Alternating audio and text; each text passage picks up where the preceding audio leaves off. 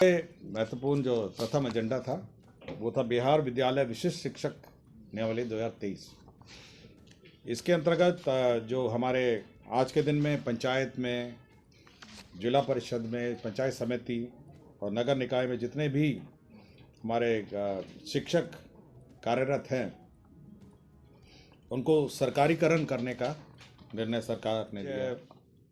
29 agenda पर आज मंत्रिपरिषद में विचार हुआ और मंत्रिपरिषद ने विचार करने के बाद निर्णय लिया।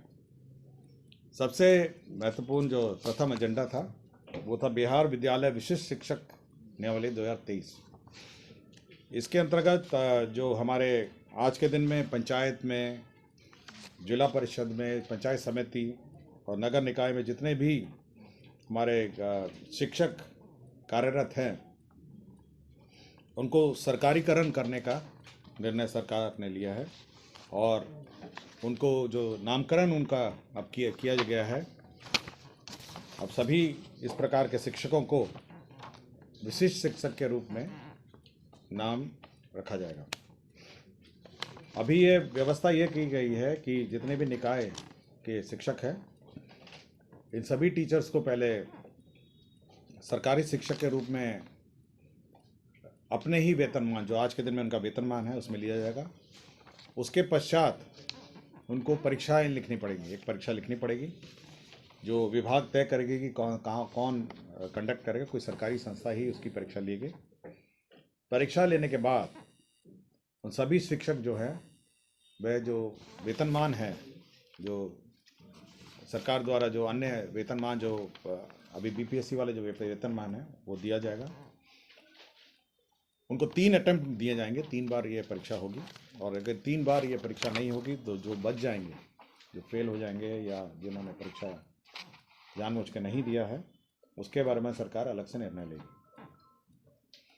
जो विशिष्ट शिक्षक हैं उनको प्रमोशन का भी व्यवस्था है।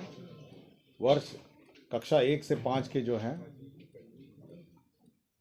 अगली श्रेणी जो होगी वो 6 से 8 की श्रेणी में 8 वर्ष में होगा। 6 से 8 वाली जो है 8 वर्ष के बाद 6 से 8 वर्ष होगा। 9 से 10 वाले हैं उनको 8 वर्ष में प्रमोशन होगा और 11 से 12 में 8 वर्ष में प्रमोशन होगा। तो ये व्यवस्था की गई। साथ ही साथ जो ये लोग अब विशिष्ट शिक्षक बनेंगे उनको पहले 3 ऑप्शन देने पड़ेंगे जिलों के और सरकार उनके ऑप्शन के हिसाब से उनको पोस्टिंग देगी। मैं आपको पूरा डिटेल में दे देता हूँ। हम एक कॉपी पूरे नियमावली का कॉपी दे देता हूँ, मैडम आपसे दे देंगी और बड़े तकनीकी है। मैं नहीं चाहूँगा कि कोई मिस इंटरप्रेट इसमें हो, तो आप इस नियमावली के आलोक में जो कॉपी है, जो डिटेल्स है उसके आलोक में, ये प्रमोशन है कि आपके हर 8 वर्ष में 1 से 5 का जो है 8 वर्ष में प्रमोशन होगा। 6 से 8 क्लास में, 6 से 8 क्लास वालों का 8 वर्ष में होगा। 9 से 10 वालों का 8 वर्ष में प्रमोशन होगा। 11 से 12 का 8 वर्ष में। तो प्रमोशन की व्यवस्था है और प्रमोशन में भी कंडीशनल है, आपको अर्हता भी होनी है प्रमोशन के लिए और साथ ही साथ इसके बारे में भी नियमावली। महत्वपूर्ण ये बात है कि जब आप सरकारी सेवक में आप आएंगे तो आपको 3 ऑप्शन देने पड़ेंगे।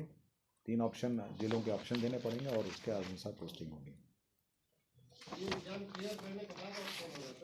नहीं, ये आपका अभी जो विशिष्ट शिक्षक है, अभी वाले विशिष्ट शिक्षक जो है राज्य के अंतर्गत स्थानांतरण नहीं हो गया।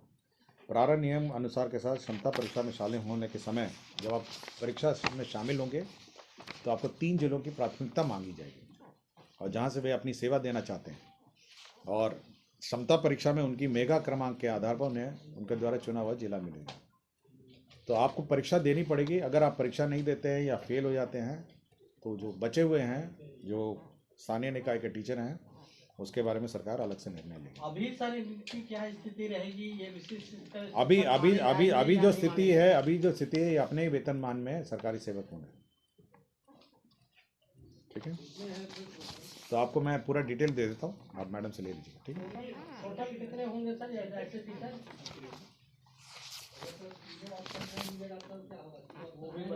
मैंने बता दिया ना, उसके बाद सरकार निर्णय लेगी इनके बारे में। हाँ, यस, साथ ही साथ जिलों का ऑप्शन देना है। कितने शिक्षक हैं सर?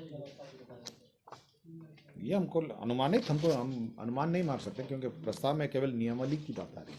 ठीक है ना, ये विभाग आपको दे देगा कि कितने लोग हैं, बट नियमावली मैंने पूरी डिटेल आपको दे दी है। पर्यटन को बढ़ावा देने के लिए आज से वो विशिष्ट जिस दिन से अधिसूचना निकलेगी, उसके गाइडलाइन निकलेंगे तब से ना, मतलब ऐसा नहीं है कि कैबिनेट के निर्णय के बाद जो अधिसूचना निकलेगी, प्रक्रिया निर्धारण होगा, उसके बाद जो नियमावली में जो अन्य प्रावधान हैं उस तिथि से पुराना ही रहेगा। अभी तो पुराना ही रहेगा, और उसके बाद जब परीक्षा लिखेंगे तो नया वेतनमान मिलेगा।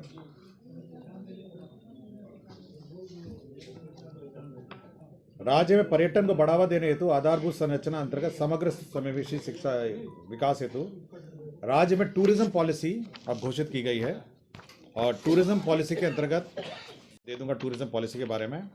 इसमें कैपिटल सब्सिडी है आपके, और साथ ही साथ इंटरेस्ट सबवेंशन है, और इसमें सभी जो टूरिज्म से संबंधित सभी होटल का निर्माण है, आपके अम्यूज़मेंट पार्क का है, और आपके होटल्स का है, होटल का अपग्रेडेशन का है, कन्वेंशन सेंटर का है, वे साइड फैसिलिटी का है, फिर कैंपिंग साइट का है, एडवेंचर टूरिज़्म है, इको टूरिज़्म है, वेलनेस टूरिज़्म है, river reservoir lake based tourism है, थीम पार्क है, अम्यूज़मेंट पार्क है, एंटरटेनमेंट जोन है, गोल्फ कोर्स है, कैरावान टूरिज़्म है, और सभी प्रकार रूरल टूरिज़्म है। जितने भी प्रकार के टूरिज़्म हैं उसमें आपको सब्सिडी भी है, और साथ ही साथ आपके इंसेंटिव के जो बाकी आयाम हैं, इंटरेस्ट सबवेंशन है, वो है। मैं पूरी डिटेल टूरिज्म पॉलिसी जो मंत्री परिषद में स्वीकृत हुआ है, मैं आपको कॉपी देता हूँ। ठीक है। राज्य में जो पूर्व में स्वीकृत है 7115 मिनी आंगनबाड़ी केंद्र है। राज्य सरकार ने इन सभी को अपग्रेड करके रेगुलर आंगनबाड़ी केंद्र करने में के लिए निर्णय लिया है। इसमें 136 करोड़ 28,350 रुपये का व्यय होगा। तो सभी जितने भी 7115 मिनी आंगनबाड़ी है, सबको अपग्रेड कर दिया गया है। गया जिले के 2 महत्वपूर्ण योजनाओं पर 3 महत्वपूर्ण योजनाओं पर स्वीकृति दी है। पहला है तो गया जिला अंतर्गत जो विष्णुपद मंदिर है, आपको देखा होगा विष्णुपद मंदिर, उसका पाथवे सा शेड निर्माण है, और संरचना मंदिर के लिए ऑल्टरनेटिव अप्रोच पथ है। तो जो अब जो 8 नंबर है, तो गया जिला में विष्णुपद जो मंदिर है, अब आप नदी की तरफ से जो ऑल्टरनेट पथ है, ब्रिज से आप उतर के पीछे नदी से जा सकते हैं।